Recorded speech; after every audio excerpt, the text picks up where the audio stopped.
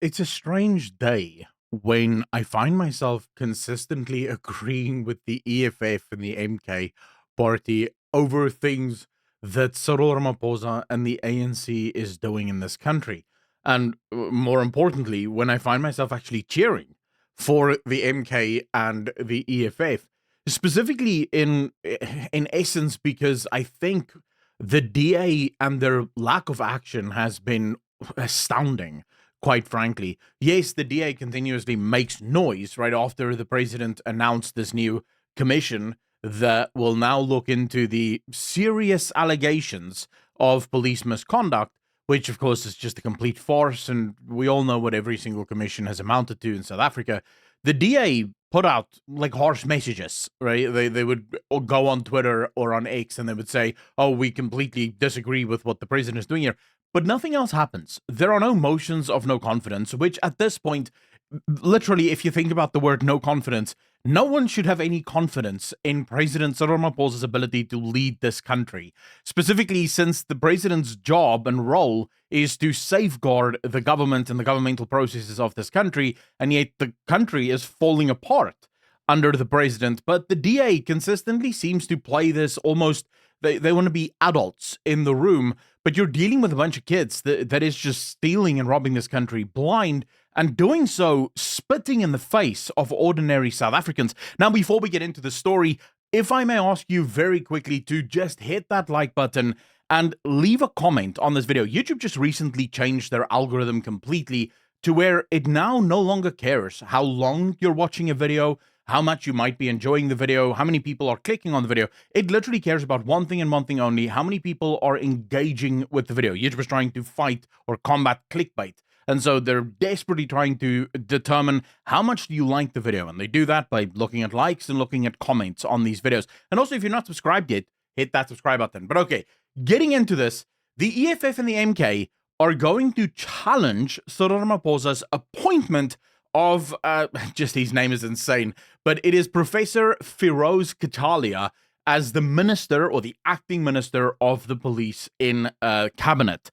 They argue that the president cited section 91 of the Constitution, which gives the president the right to appoint whichever minister they want, which is absolutely true. Ministers are appointed by the president and the president himself. Specifically, section 91 focuses on whether or not the president has the right to bring in people from outside the sort of the structures of government in order to, and he's allowed to bring in two people. But now the EFF and the MK are alleging that if you read section 98 of the Constitution alongside 91, the president acted unconstitutionally. Now, of course, the one thing that I guess we should just say here, because the EFF, both the EFF and the MK, make a lot of noise, right, about so, for example, their official statement is, the announcement by President Cyril Ramaphosa, above all, unconstitutional because the proposed appointment of a civilian professor who is neither a member of cabinet nor a member of the National Assembly to be an acting minister violates Section 98, read with Section 91 of the Constitution. We believe that such legal action will test the MK Party's view on unconstitutionality of his decision, subject to legal advice. So they're also giving the president, by the way, an ultimatum. He needs to respond, I believe, by 10 o'clock on Wednesday. And if he does not, they will, on Wednesday, the 16th of July, so that is tomorrow, they will take the matter to court. Now, looking into this, and trust me, reading the Constitution of South Africa is nuts. Like, absolutely insane. It is such a difficult document to actually read. But asking the AI overview, exactly what does Section 98 do? It's very interesting. So Section 98 says that if the president wants to appoint someone to a Section 9 constitution or a Chapter 9 institution, and according to them, they will try to make the argument that Cabinet is a Chapter 9 institution because it deals with things like, for example, if you look here, it deals with organizations such as the Public Protector, the South African Human Rights, the Commission for the Promotion of Protection of the Rights and Cultural, Religious and Linguistic Communities, Commission for Gender Equality, Auditor General, Electoral Commission. So they're sort of making the argument, since all of these also serve the same principle, they serve the same role, The cabinet probably serves the same role as well. And if the president wanted to do this, the president would need to have a 2/3 majority vote in the National Assembly, in other words, in Parliament. So they're going to be challenging the president on this. I don't know if that is actually going to work because Section 91 does make it mega clear that the president has full jurisdiction over ministers. I think what's far more important here, and the DA needs to wake up, they're currently playing a very dangerous game because they seem to be, in their own heads at least, thinking that if they continue to play this sort of GNU doomsday coalition thing, the people of South Africa will just go along with it. The sad reality is the ANC has never looked more weak than it does right now.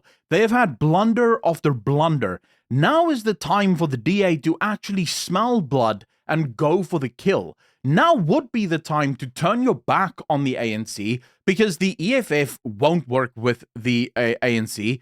The MK won't work with the ANC. So you have the best opportunity ever to push the ANC into a minority government situation where you get to be a very strong opposition voice, basically halt everything and anything the ANC is doing, get a motion of no confidence, force another election, because now would be the time, if a strong party were to emerge, that the people of South Africa may actually follow that party. But the DA seems to just go, no, we'll just do the good guy thing, because that seems to be a better option for some reason. I don't know why. I genuinely don't understand it. They make a lot of noise. Ian Cameron goes live and says, this is unacceptable. It's like, well, you guys are in government. You can stop this, right? You are the ones giving Cyril Ramaphosa the power to do this. And it is a slap and a spit in the face.